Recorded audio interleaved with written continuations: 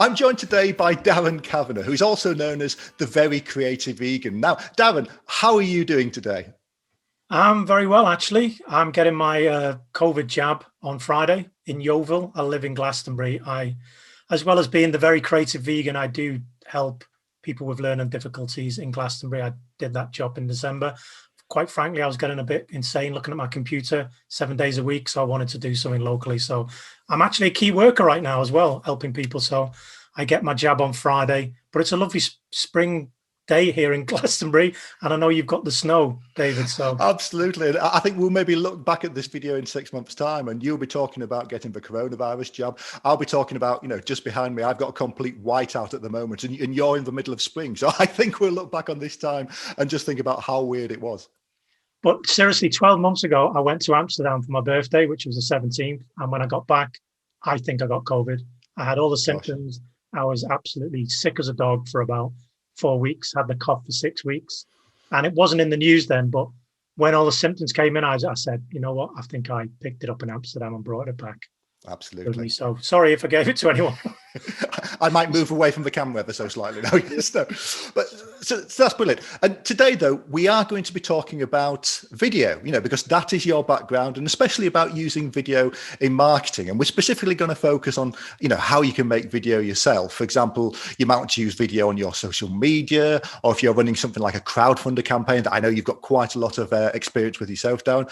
But just before we go into that, let's establish who you are. So you are a vegan filmmaker and producer, but for many years you actually oversaw the creation of promotional campaigns, didn't you, for some of the biggest box office films? And that included, you ran campaigns for films from Universal, from Disney, from 20th Century Fox. So just tell me a little bit about your background, Darren.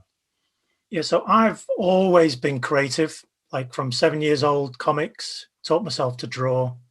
And I think my first movie was Bambi. Look, talk about being a vegan, and traumatized me. Saw it in Plymouth. And then I think Tower and Inferno, saw that about 7 times with my dad.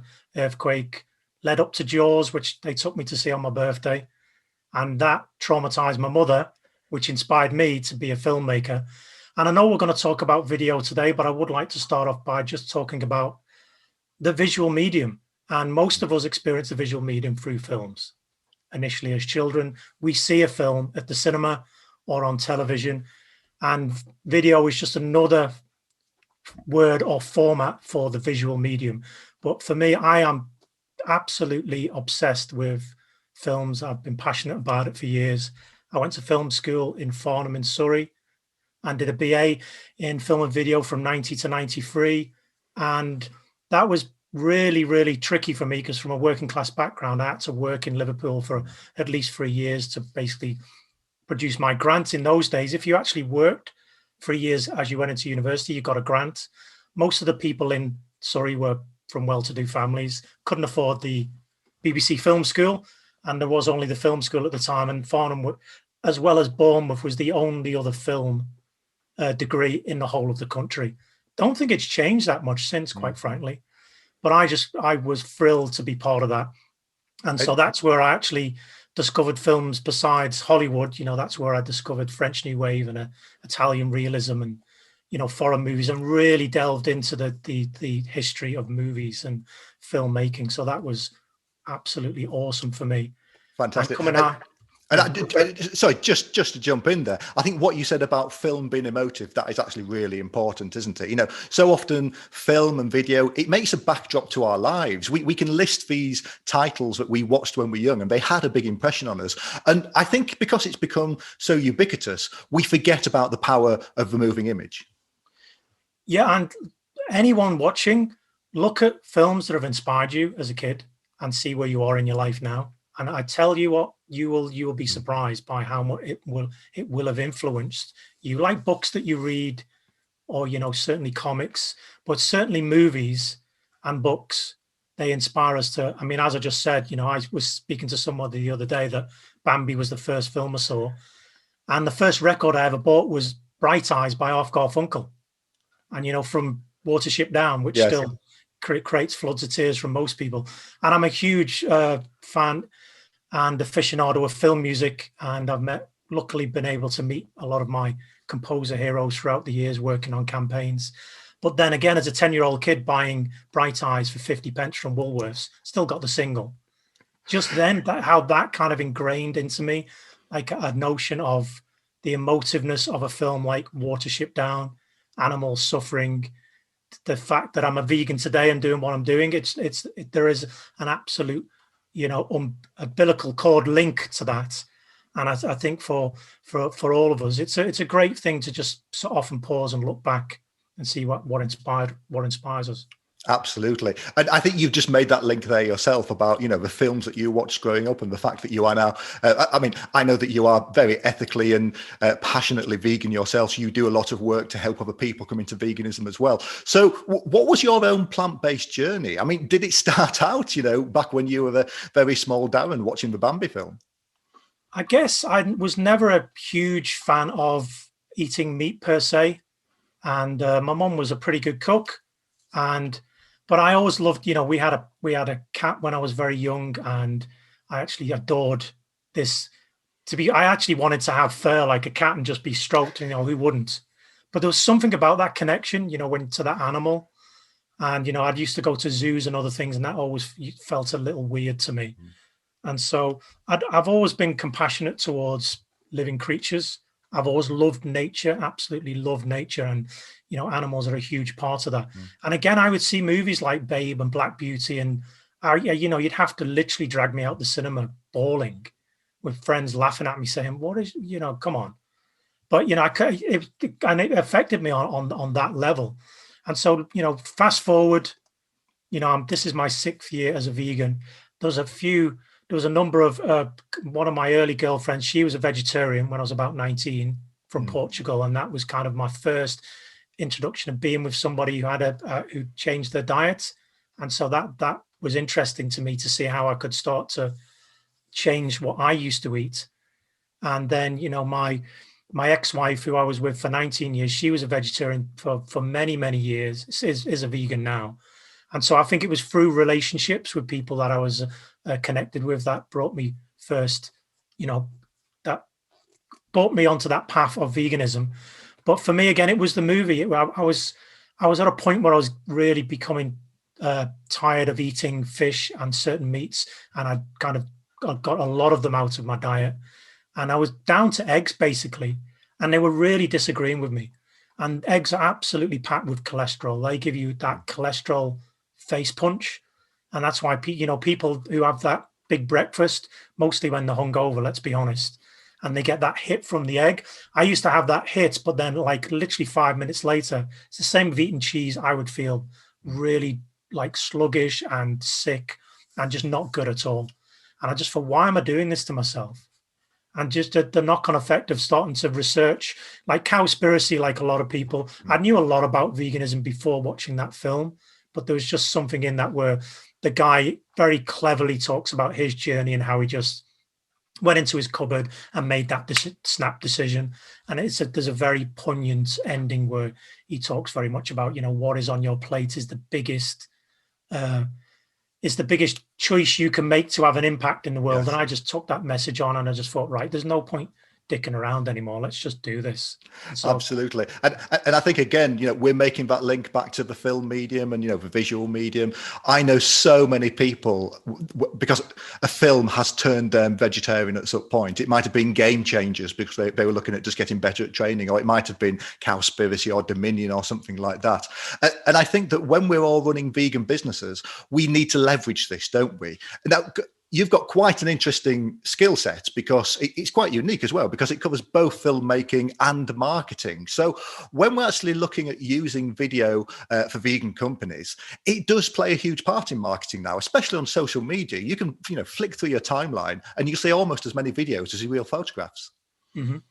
Yeah, totally agree. I mean, video is, it's like 82% of engagement online. And again, most people watch them with the sound off. So again, it's really integral to your campaign to have them subtitled. That is a tricky part. I won't be Google, best captions on a video. We'll go a little bit more into the tech later. And that's where things can take a bit of time.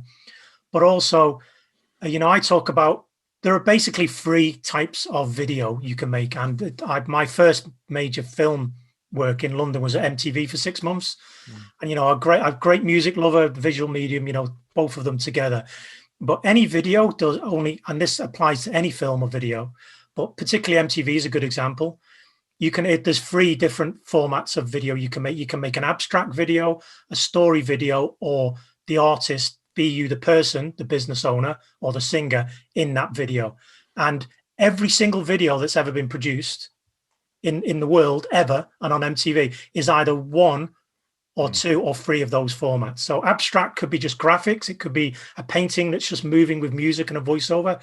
Anything with the person in themselves that are singing, or it's you, the business owner, speaking to camera. That's a person video. And then there's narrative, which is story. So that can be footage of something else with a voiceover. It could be captions. That's where you're basically telling a story. And so it's really interesting for you to decide which one you're going to go for when you're creating your content, one of those 3. And it's a good thing. Look at MTV, and when you watch a video, say, is this art? Is this person? Is this narrative? Is it abstract? Sometimes you get all 3, like Peter Gabriel likes to mix them up a bit, but it's a good thing to decide on.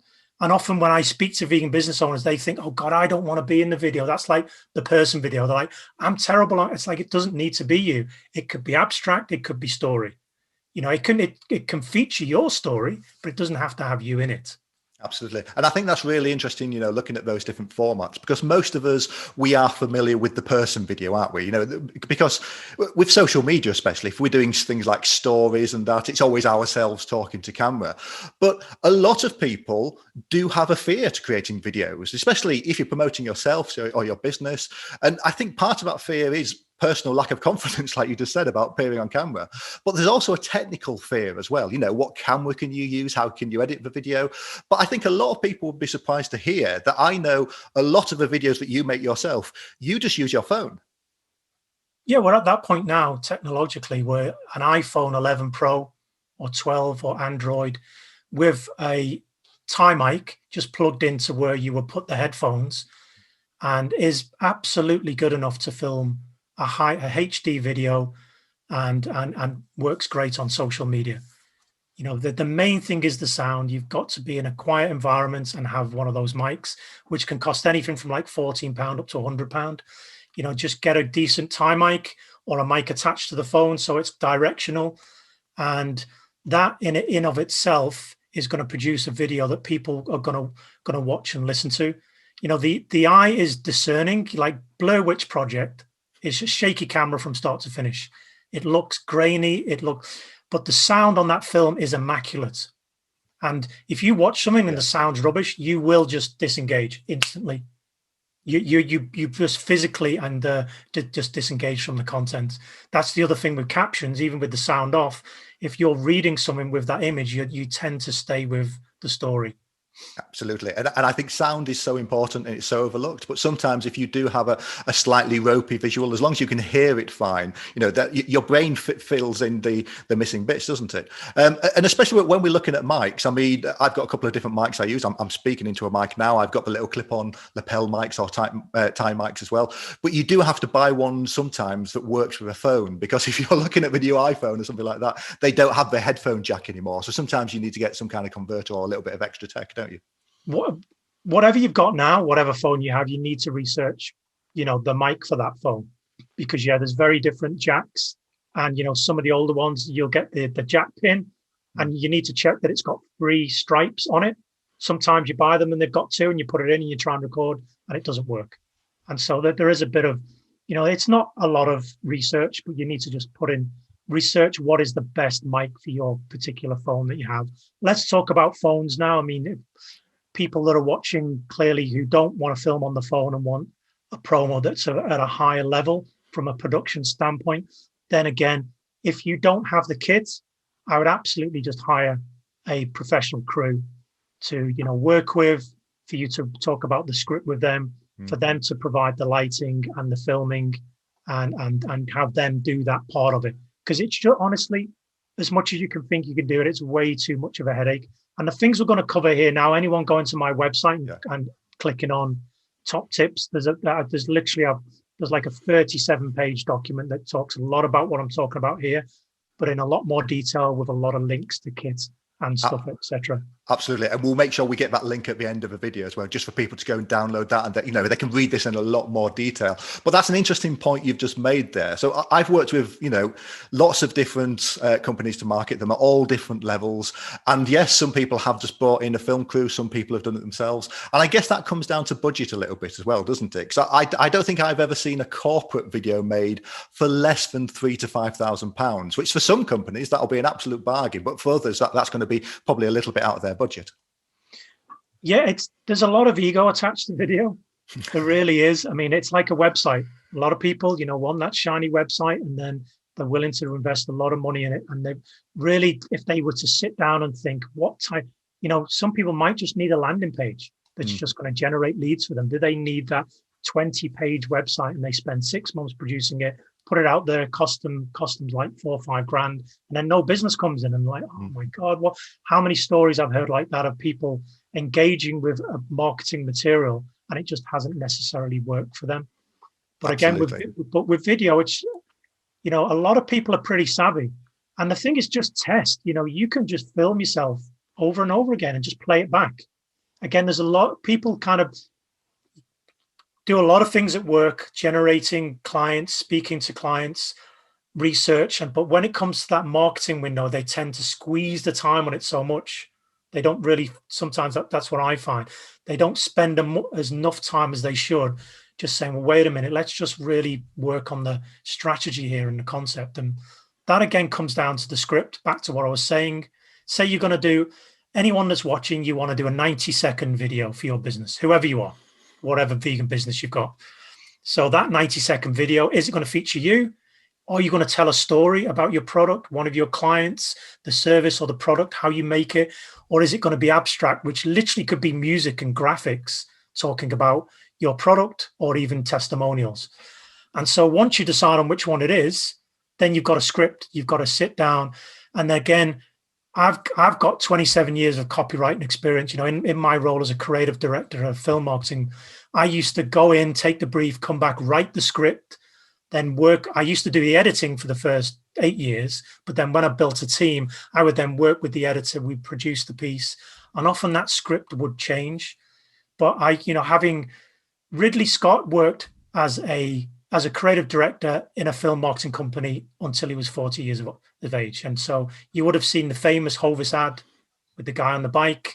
You know, Ridley Scott wrote that, you know, award-winning. But he spent his early years, his early creative chops, 25 years of his life being a creative director making TV ads. And he said to this day, he said, if you can tell a story in 30 seconds that can be as emotive, you can make a feature film that's 2 hours long. And, you know, and that's where he got his training ground. And he always inspired me, because I was in this job, you know, before I was 40. I'm older than that now. And I'd always think, Ridley, okay, I'll do another few more film campaigns, but one day I will make my own movie, honest. Absolutely. And you just mentioned there about music as well. Now, again, you can't just take a track of your favorite band and add it to your video, can you? You know, if you are going to use music on a video, it has to be something that's licensed, or it has to be something that comes as part of one of these subscriptions. Again, the entire industry has changed completely. So I had to release a music track by a composer or a musician years ago was really expensive. And a lot of you watch footage on the BBC and you'll hear these songs and you hear the music, but the BBC has this music license where they have carte blanche to use whatever they want, but they spend millions on that. But anyway, good news, folks. There are absolutely thousands of avid composers out there producing tracks now that are as good as Hans Zimmer, as good as John Williams. And, you know, even the track you use on your website, David, I've used for a few clients before. And you can like Google in vegan or plant-based, and it'll have, you know, uplifting track. And those tracks themselves, again, with the likes of video blocks, I think it's $19 a month to have access to as many music tracks as you'd like. The thing is, you can download a track, use it in one promo, and then use it in loads of others. I wouldn't change the music too many times. If you get a track that's on brand, then it's okay to keep using that track, particularly in a video where you're talking to camera. It really helps to have the music in the background, because that just helps people to stay engaged. I would advise, though, and I see this an awful lot, people have the music too loud in their promos. They get a little bit excited. They've got that great track, and you just can't hear them for this banging U2 in the background while they're trying to tell you about their product. And you're looking at the video going, it's such a great video, but just bring the music down a little bit. And again, that's a technical thing. I don't know how they edited it or put it together. But again, play it on your system. Send it to your phone. Send it to friends and have them watch you and say, what do you think? What do you think of the music? And they, oh, it works really well. Actually, it's a bit cheesy. It's a bit loud, isn't it? And you go, okay, go back, change it. Absolutely. And it can be a little bit of a minefield as well, you know, especially if you're not paying for it. There are lots of sites appearing where they're saying, they're giving free music, but most of those are for non-commercial use. One that I know that some people have used in the past, though, it's the YouTube Studio Audio Library. And that's got thousands of tracks in, and they are pretty much free to use on whatever video product you want. They are free if you credit them in your description. If you don't, you're in trouble. Absolutely. So you need to look at the small print. A lot of them will say you use this track, but you need to mention the composer and have the link in your description. Fantastic. Right. So we've done a very quick whistle-stop tour of the technical side of making video. And I know that you've got a guide, on making your own videos that will send people to your website so they can download that and spend a lot more time looking through it. But I want to just take a little bit of a step back now and talk about what you should actually do before you start making a video, or before you get a crew in if you're going to use someone to do it for you. And as we said earlier, most people are watching video on some kind of device, or they're scrolling down their social media feed. And it means that attention spans for videos, I don't know if you agree with me or not, Darren, but they've really, really shortened. So it's probably very important that you spend time actually planning your video before you start making it. Yeah, I mean, that's the fun part, that the concept and the brainstorming part of how you want to put that to get video together. And again, I manage Google campaigns on YouTube. And for anyone watching, when you go to YouTube and you're searching for, how to make vegan pancakes, you're just about to watch that video, and then someone pops up and goes, hi, I'm a vegan chef and I've just brought out this book. And if you're really interested, and you go, who is this guy? Or who is this woman? Those videos are called in-stream videos, and they're really effective because that video is directly associated to what you're about to see. So most people skip them, but you get like about 30 or 40 seconds free on the channel. So I'm using that as an example because someone has sat down knowing that they're going to have a Google video campaign, and they know that those videos have to grab people's attention within a millisecond. There's this guy that does the honey coupon. I don't know if you've seen them, and he's like, stop everyone, what are you doing? He says, my mum's about to buy something on honey. And he shows a picture of his mum and he says, stop, put honey on your computer, mum. And he says that in like 5 seconds. So It doesn't matter who you are. I'm like, good job, mate. You got my attention, but I've already got it on my computer. So in that millisecond, he was just practicing like, he's an affiliate for honey. I don't think he works for them, but he's like, I've got to grab people in that first 5 seconds. So don't stress everyone. It's not like that's what you've got to do, but I'm talking about ads in particular. If you're doing an ad for a video, it's very different if you're doing a promo where you want to talk about yourself and your story and your product. That still needs to be scripted within an inch of its life. You need to spend the time on that journey and basically create that arc within your script. Absolutely. But I mean, that whole idea, though, of just grabbing someone's attention, it doesn't have to be someone shouting at the camera. That can just be doing something visually interesting, can't it? It can be having something in the background. I mean, I haven't got a lot here, but I could, if I put on my Pikachu hat and I do a video wearing a Pikachu hat, that's instantly going to stop somebody. That's instantly going to say, that's a bit more interesting than me just sat here with my bald head. So you can get a little bit creative about how you actually frame that shot and how you set it up. I think it's the format, the platform that you're going to see the video on dictates what you produce. That's how it works. So if you're going to watch someone on Facebook or TikTok or Instagram, the videos on there that are getting engagements are geared towards that audience, and you'll see the likes on those types of videos, the likes on TikTok and on Instagram, and they are attention grabbing videos. So that's, if you're going to make that type of video, you need to think, well, this video is predominantly going to be on Facebook, or very different if you're producing a video that you want to have on LinkedIn or your YouTube channel, where you might say, actually, I want this to be a 10-minute video. We produce this organic coffee, this vegan coffee, and we get it from these people in this country, fair trade. We want to tell the story about going to them, meeting them, all of that. That's a completely different video that you're producing. But back to your question is, decide on the concept, brainstorm the idea around your brand and the product or service that you offer, and then, decide what you're going to do and then start working on the script. Absolutely. And that brainstorm is important, being creative and thinking about what you could do.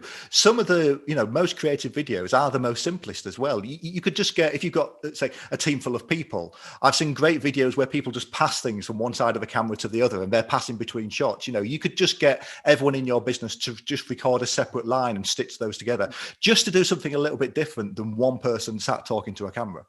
And don't do it on your own. I mean, I used to have teams of creative people in a room where we brainstorm ideas on a movie campaign, viral campaign, poster, TV ads. And the loudest person in the room would put out the first big ideas and they would go on the board. And then, like anything, the quieter people in the room, they would eventually put their ideas in the room, and they tended to be the better ideas. And like, you can exhaust an idea, which is really good, because what's happening then is you're getting through a lot of the crap, and then you'll get to that, you'll feel tired of it, and then there'll just be that idea at the end, and you'll be, actually, that's one of the best. So don't be deterred sometimes if it's taking a long time. And sometimes the best idea, sometimes people think it's that's the idea, that's the first idea that I had, but you'd be surprised that it's that last idea, because you've basically got all the other ones out, and it's just that one at the end, and you think, that's actually awesome, that idea. This is the one we're going to go with. Absolutely. And that, again, simplicity always wins. You could just be, I don't know, you could, row out to the central of your boating lake and, and make a video there or something like that. Just those simple concepts that you can do. And especially, many people are under lockdown now, you can look at the environment around you and just use it in more of a creative way. So, there's lots of different things I know you can do. One thing I think we also need to talk about, though, is planning in not just, the shots and what people are going to say, but also what what your call to action is going to be. So often I'll see a video and it's telling me a story, but it's not actually pushing me to do anything afterwards. Yeah, again, you talk very well about knowing your avatar. I mean, I'm not my client, even though I'm a vegan. So I've got to get in that conversation in their head. And then whatever, let's use an example. My Veganuary survival guide, every video, every post, it was always, it's available now, download it at this link. Yes. And again, people that think marketing is like a dirty word, or don't want to do that, or they think, particularly a lot of vegan businesses like, well, do I really have to sell it at the end? And it's not that you're selling it, you're giving people the opportunity of where to buy it or where to contact you. So it's absolutely essential. And so that information's in there. And we as a creative agency, we created like the banner in TV ads. That's kind of become commonplace, but we were one of the first agencies in London to actually have like a cinema TV ad would have in cinemas, like throughout at the bottom and on DVD, as well as at the end. And the reason we started doing that was because we said people aren't watching this whole ad. They, as soon as it comes up, they'll be watching maybe a little bit of it, but they go, oh, that's actually in cinemas tomorrow. And that's what they remember. And so I always recommend that people somewhere, even before they've got to that call to action, if you can have it in frame below as a caption, as a banner, have it up the whole time. Because someone may just look at that video for a few seconds and go, yeah, I'm interested in this. They might not even get to the end, but they want to buy what you've got. And they can see it right there and they click on it. Absolutely. And that is so important. That's a really, really good tip, because I think what you mentioned just a moment ago is that people do have this fear of, trying to sell themselves too much, trying to come over as cheesy or marketing.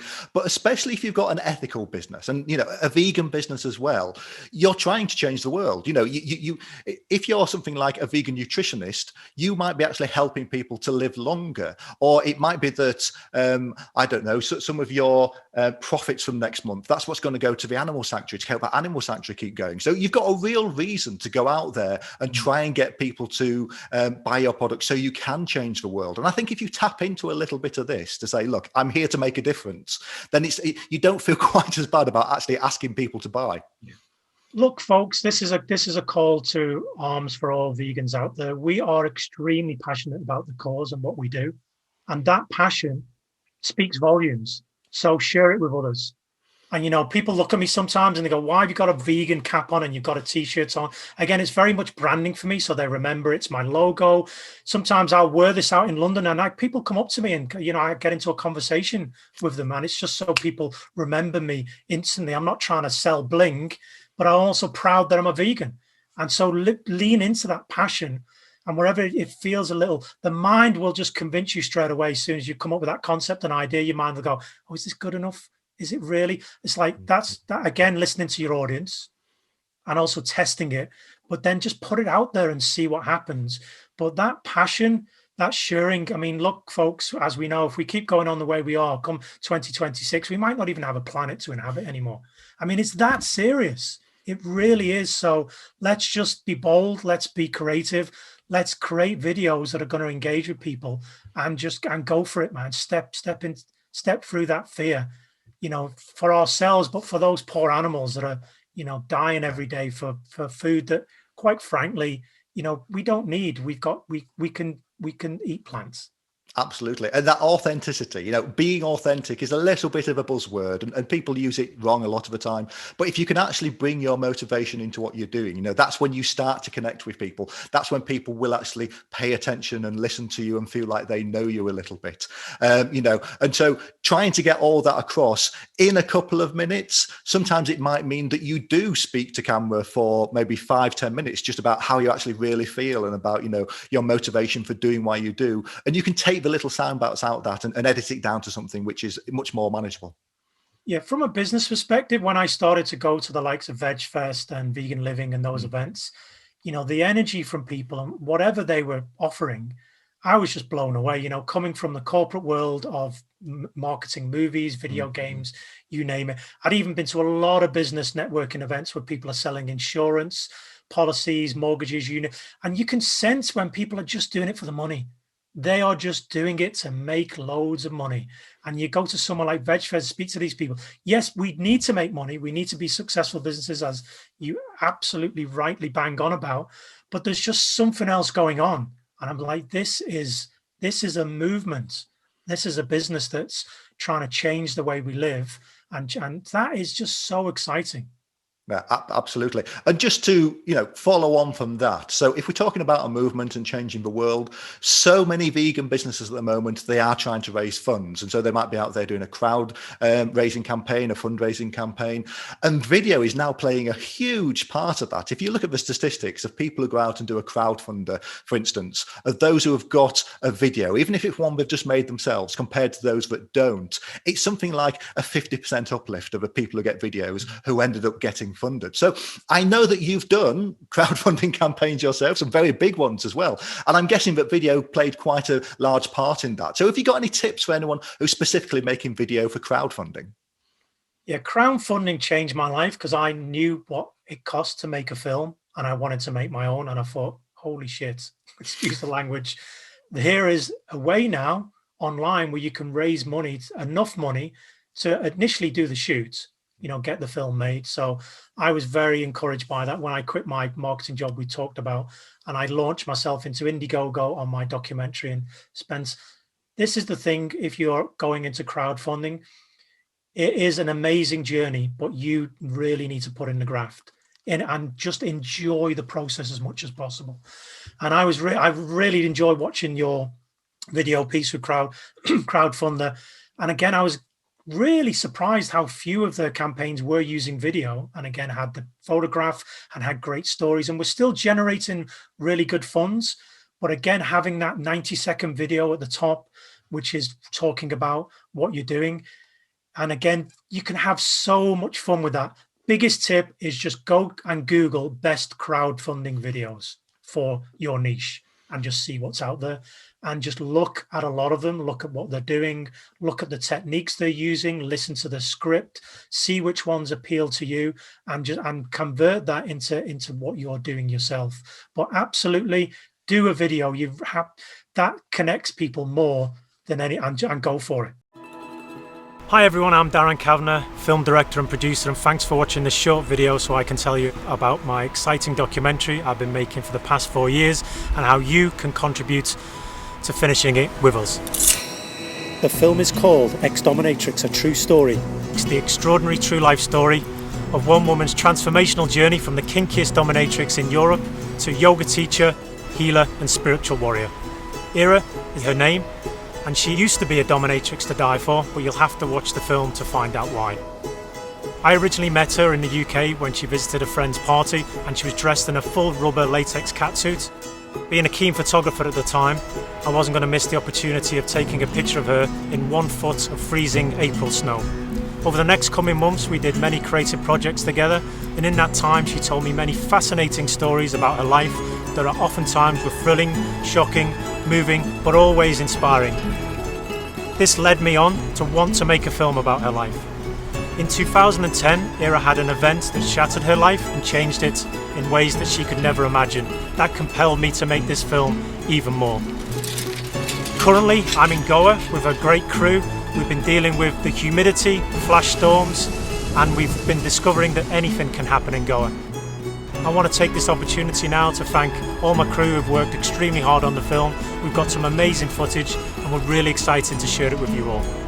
This is my first full-length documentary, but I've been working in the film industry for 20 years as a creative director on film marketing on over 2,500 campaigns on such diverse films as Kill Bill 1 and 2, The Hunger Games and Senna. And I'm going to bring all that expertise, sheer graft and will to make this film on time and on budget. This is where you can help Ira and I finish the film in style and on time. So that's enough about me. I think there's a lady here who wants to say something as well. Hi everybody, I'm Ira and we have just finished filming and we would all need your help to produce this film so that you can enjoy it as soon as possible. Thank you. Thank you, Darren. Thank you, Ira. Thank you, crew. Thank you, everybody. So, both of us are really passionate about this film. We're very excited to involve you all. And all you need to do now is basically look at the rewards you can get with your pledges. Give as much as you can, share it with others. Let's do this together. It's a great project. It's a very exciting time for us. And the more you give, the sooner we can finish it and bring it to you. So thanks for watching this video and for all your interest so far. Thank you. Thank you, Darren. Thank you, Ira. Namaste. Namaste.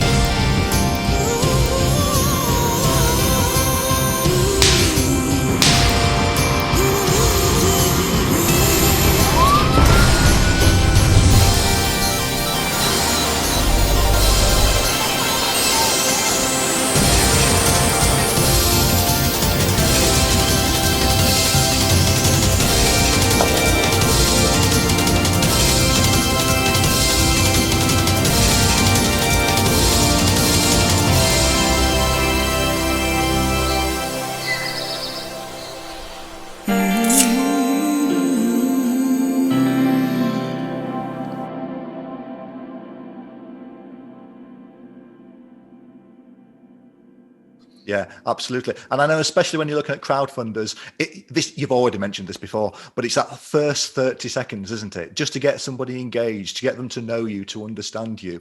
And I think one thing that works really well when we talk about our passions, and we were just talking about the animals a moment ago, if you can get an animal in a video near the start, that's an absolute winner. The YouTubers I know, they say that they can look back at their playback stats and they can see the place in the video where an animal might have walked in, one of their dogs walked in or something like that, because it spikes and everybody looks at that part. So I think if you can do something like that, that is absolutely amazing too. Yeah, the tricky part about the crowdfunding videos, you need to tell people about your cause or why you're raising the money. And then you need to say what they're going to get back. So that's the two main things you need. The three things you need to do is tell them about why you're raising the money, what they're going to get for their money, and then how to engage with your campaign. But honestly, go to the likes of Indiegogo and see some of the videos are really, really creative. It's not just a person saying, hi, I'm Darren. I've got this amazing vegan business. I need 10 grand. And then I talk with great passion about what it is. that can be extremely dry. You'll see people having toy models, you know, filmed in close up, or just something that's absolutely way out there with crowdfunding videos. You know, you can do anything.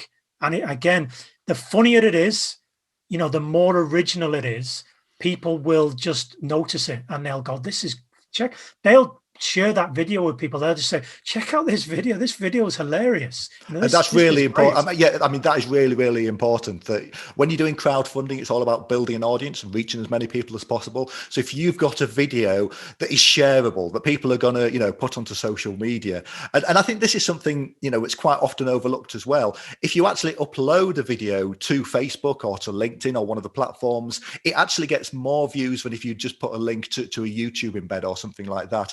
Simply as the platform himself, it sees it as genuine new content, and so it promotes it more on the platform. Yeah, that's a separate point. Platforms don't want you to leave. Facebook doesn't want you to go to YouTube. YouTube doesn't want you to go to Instagram, vice versa. So you upload your original video content on the platform and it will get more engagement rather than you put in a link. I suggest doing both, and I do both, but that's one of the key things to do. Yeah, absolutely.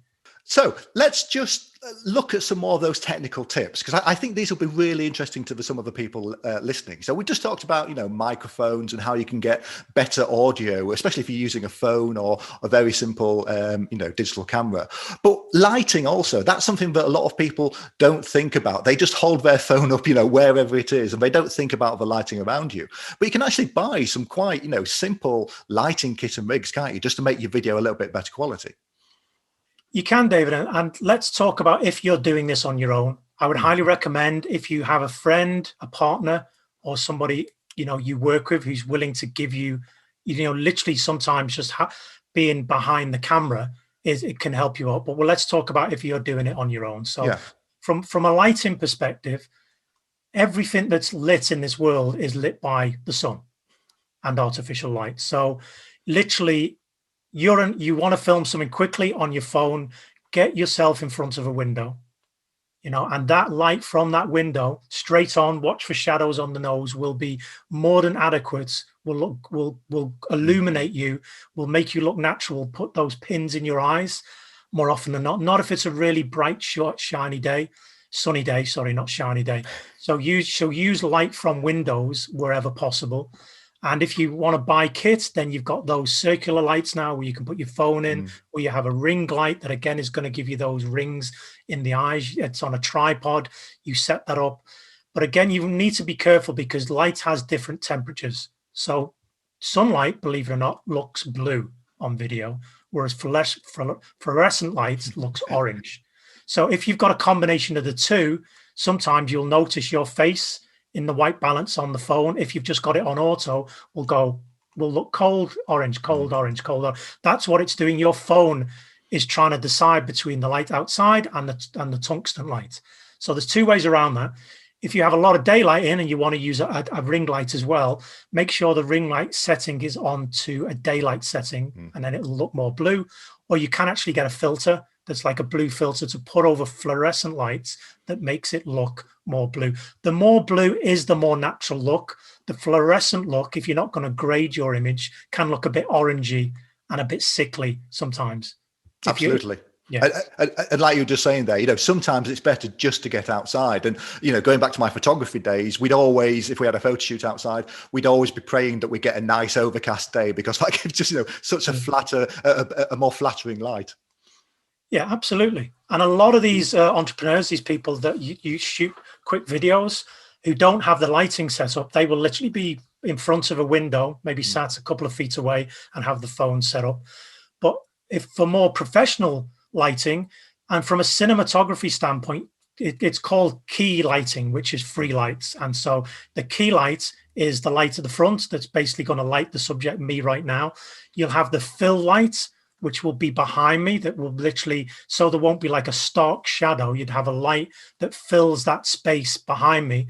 And then you would have a key, another, like a key light, like an outside light that would basically hit me from the back to separate me from the background. So sometimes you'll see an interview and people have got that kind of ready glow around them. So there's three sets of lighting, like the main light, the key light is the one that's around you, and then the backlight. So, and you can do that with free lights, free simple lights to set it up. Yeah, and I think it's great just to play around with things like this, because we've become so used to, you know, just picking up a camera or picking up a phone, pointing it at our faces and speaking. But you can do some quite exciting things with tech, and it's not a lot of money. Like you're saying, you can do things with just 3 lights. But one thing that I'm quite interested in, you know, just to round up talking about equipment, is I've been quite impressed that some of the videos that I've seen you produce, you've got yourselves wandering along country lanes, talking to your phone, and you haven't got that bouncing up and down effect that you get from, you know, hand holding your camera. Is that some kind of image stabilization technology, or are you using some sort of special bit of kit for that? You can buy ones that are quite pricey that have the gimbal that you put it on, and you know, you can move around with that and it can be really smooth. They're great if you're a snowboarder or a skateboarder, but I do have a small gimbal that I just attach the phone to. But the new iPhone 11 has stability built in, so whatever you shoot and when you move, it does iron out that slight shakiness. But I'm very conscious when I'm filming not to shake the camera too much as well, and just keep it on me, keep the subject matter. And again, that's just a lot of practice, the walking and talking. And again, looking at yourself in the phone tip, when you're looking at your reflection, we're just so drawn to looking at ourselves, and that's not where the camera is. The camera is on the left, so you need to not look at your eyes, and because you looking at the person that's watching you is so important, and that takes a bit of getting used to. And just practice it. Just get your camera, film yourself, look back, and there's nothing like that looking back and you'll cringe. You'll go, oh, that's terrible. That actually worked okay. That's no good. And honestly, when I launched my YouTube channel years ago, I mean, I'm not someone that likes being in front of the camera. I don't mind it now. I would do a script over and over and over again, to the point where I'd force myself. And just by doing that over time, those nerves that you may have, they just become, you're just like, I just need to get this video done. You're not even nervous anymore. You're just like, let's get this thing out. The main thing I would say, though, is use your voice, like go up and down. You do it really well, David. I like the way, you know, there's about pronouncing. It's called, you know, in the voiceover profession, it's called inhabiting your voice. We tend to speak down in here, and we often don't bring our voice up into our throat, and like keep words going high on the end rather than going down, because that's how we tend to talk. We tend to talk like that and go down. And so, and then people just go, oh, so you've got to, and the camera will steal 20% of your energy every time. It will just take it away without you doing anything. So you have to be more animated. Even if you're quite a meek, quiet person and you're like, oh, I can't do that, just notch it up a little bit and you'll be surprised by, and it may feel really cringy, like, God, it sounds like I'm shouting. Doesn't matter. Do it. No one's watching. You know, you need to do that. That's another and just have fun with it. Have a laugh. Yeah, absolutely. And I think that point you made about confidence is actually really important, you know, because it's all these things which stop doing it's all these things that stop people doing video. And quite often you think, well, I don't know the technology behind it, but if you can just get used to speaking in front of the camera. I think when I first started doing it, you know, I'd lock myself in an office. I'd wait till all the staff went home after work, you know, and then I'd spend the evening just practicing doing videos and things like that. Not everything you make right at the start, you know, you don't have to upload it all. Not everything you make has to see the light of day. Like you say, you can just do it for practice. Yeah, and look, anyone that's been watching my content for my vegan survival guide, I was in about 4 videos. I did 31 videos in Veganuary. Every other video was that I produced, not every day, but for most of them, I was just filming something with the mic, the directional mic turned back on me, filming. And that is just awesome to do. People can hear you. The great thing about that is you can see what you're filming, and it's almost like you come up with the script as you're filming it, and you're not on camera. So there's none of that stress. You could do it in the morning. You know, you're just out of bed. It doesn't matter. And that people like that, but again, it's trick. You need to be putting captions on those. I didn't put it on some of them because of a time factor, but I would definitely recommend, but just do some of them, you know, film something of interest, but make sure, really think before you film it. Well, how can I make this more interesting? If it's like a meal that you're making, if it's your pet, if it's your product, choose a different angle, have a little play around, see, you know, ask yourself, if this popped up on social media, would I go, oh, God, what's that? What's that video about? Just make it engaging. Absolutely, that's really important. And so we've talked about how you can, just use the technology of your own to make videos. But another thing that's stopping people actually getting out there and doing it is also not knowing how to edit a video. And I know this is something you've had a lot of experience in, but just to get a video off your phone and onto a computer, that can be a challenge for some people. So, you and me, we probably use some, quite expensive software like, Adobe Premiere Pro and things like that. But I'm actually always becoming surprised at just how good a lot of non-pro programs are becoming. So what kind of software can people use? What sort of experience have you got? Well, in my experience as a creative director in my film marketing company, we were analog initially, and our whole arc of the business went into the digital arena. So we started with the very first non-linear editing suites. That's a fancy word for digital editing. And now we're at that point where anyone who has a Mac will know iMovie. Final Cut Pro X is what I use. That system years ago, I mean, when we originally bought that, when it came out from Apple, it was something like 35, 40 grand to have that. And it was nowhere near as fast as it is now. So now anyone who is genuinely interested in doing editing, and you want to learn how to do it, then iMovie can work for you. Final Cut Pro X is about £250. You can get that on your Mac. And then the tutorials that come with that to just do basic editing, captions and graphics. And then you can export the movie out once you've edited it. Again, there's a lot of lessons online for you to do that yourself. I would recommend, if it's something that you really don't want to do, then get someone else to do the editing part. And now you've probably seen a lot of promos are being advertised. People are saying you can make really quick promos. And effectively all they're doing is they're taking an image that you've created, putting a graphic on it, and doing the digital side of the editing on a platform that you pay for, and then they spit out the video for you at the other end. So I'm Mac based. I mean, I've been using Mac since they came out basically. And so I know a lot of people use Premiere and Adobe, that they're pretty high end, and the subscription on them can be quite expensive, and you're more into the pro category there. But the other thing with editing is, if it's not quite working and you're stuck, it can really take a lot of time then to fix that. Whereas if you're with an editor, you just say, look, I change this, change that, they do it and they send it back. That's part of the process that I do. It's giving the clients a number of rounds to make changes, and invariably the changes will need to be made. And if you're doing that yourself or trying to do it yourself, that's when it can become quite compromising on your time.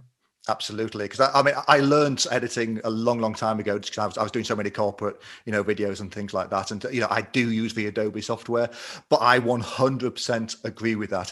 There is quite a steep learning curve to learning video editing, and like you say, if you got somebody who can do it for you, and maybe you just have to pay them a few £100s to edit a very short video or something like that, it really is worth paying for it.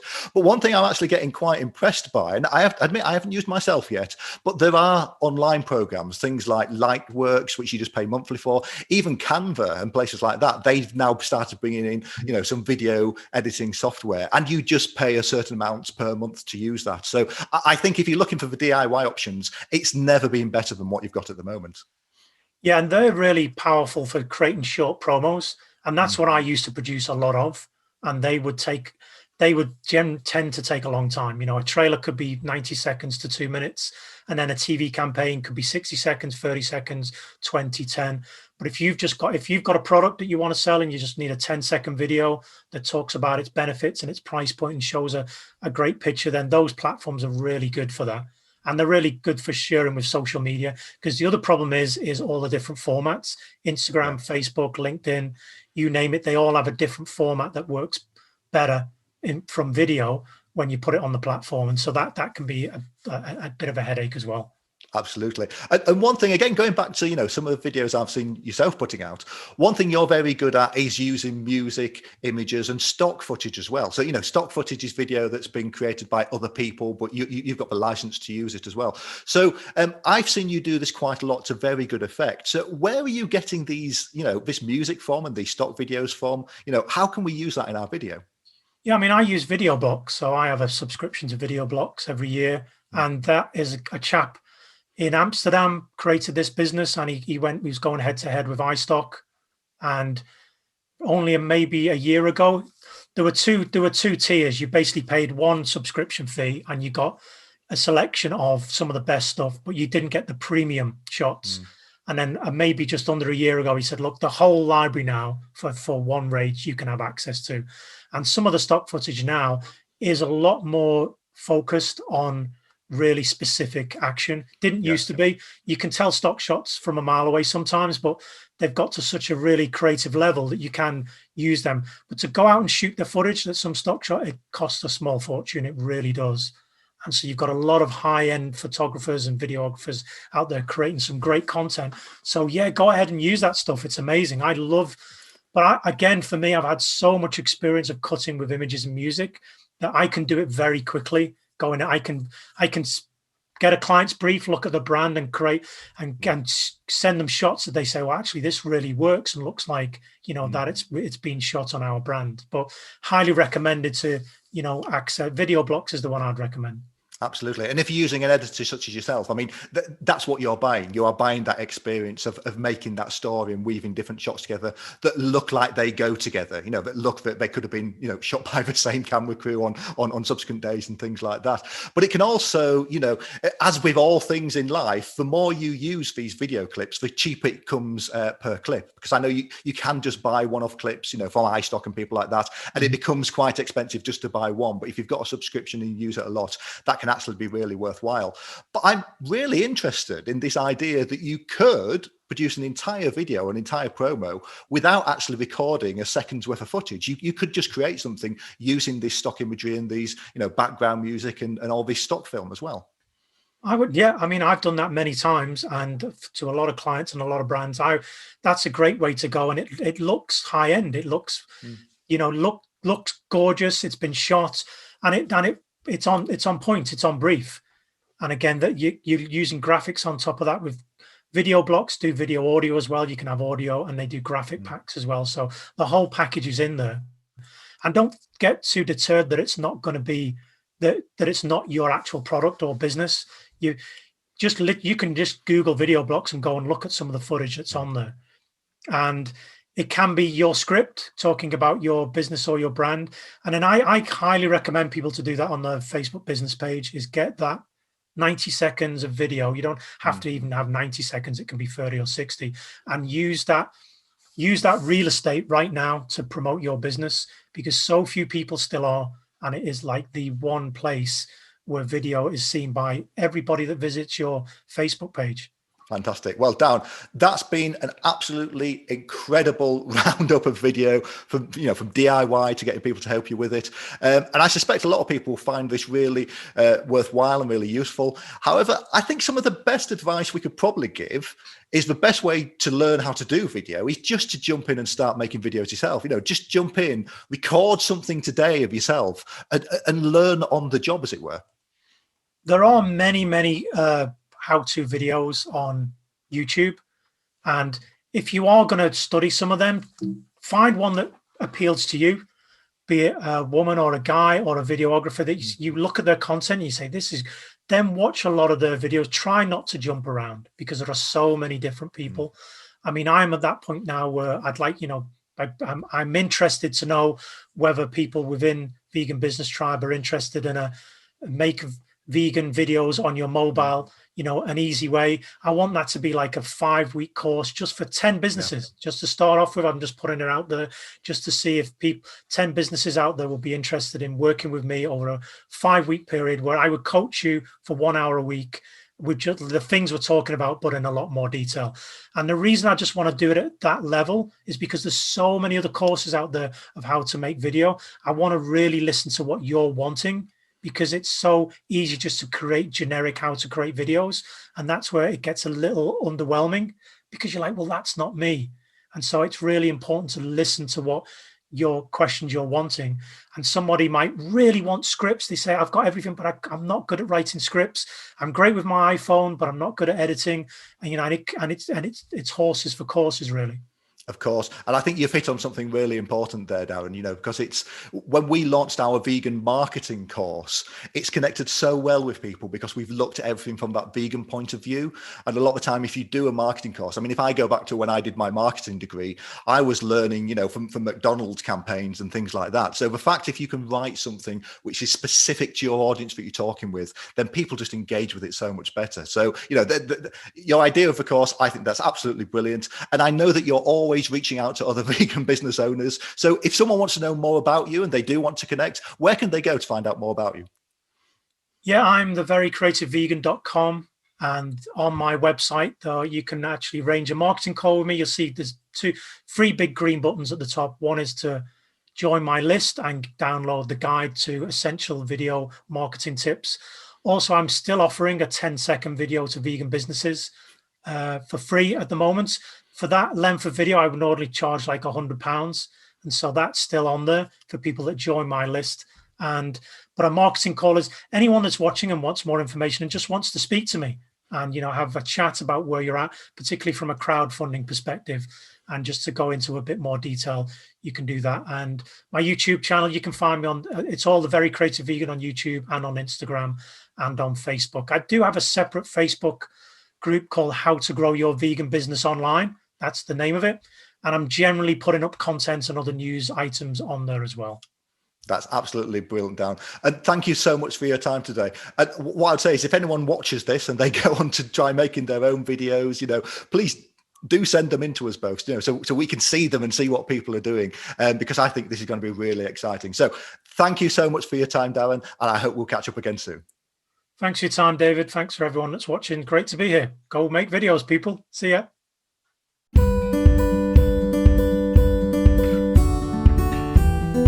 Hi everyone, it's Darren here, The Very Creative Vegan, and chances are if you're watching this video, you are a vegan business owner and you use video already in marketing your business or you're thinking about doing it. And so the good news is I'm launching a course called Vegan Videos Made Easy on Your Mobile in 5 weeks. And it's all about just getting on with making video on whatever mobile you have in the easiest way possible. If you think making videos is too techy, it's too expensive, there's too much to understand, or if you really don't like yourself being on camera, then there are ways around all of those things. And I've been producing video content now for 27 years, so I've been at this for a long time, got years of expertise, and I will take you through the easiest and most effective way to use whatever mobile you've got. And during the course, what I'm going to do is focus on your video project in hand. We'll work on the script, we'll work on the concept. So at the end of the course, you will have a great piece of content to have to use in marketing your vegan business. Also,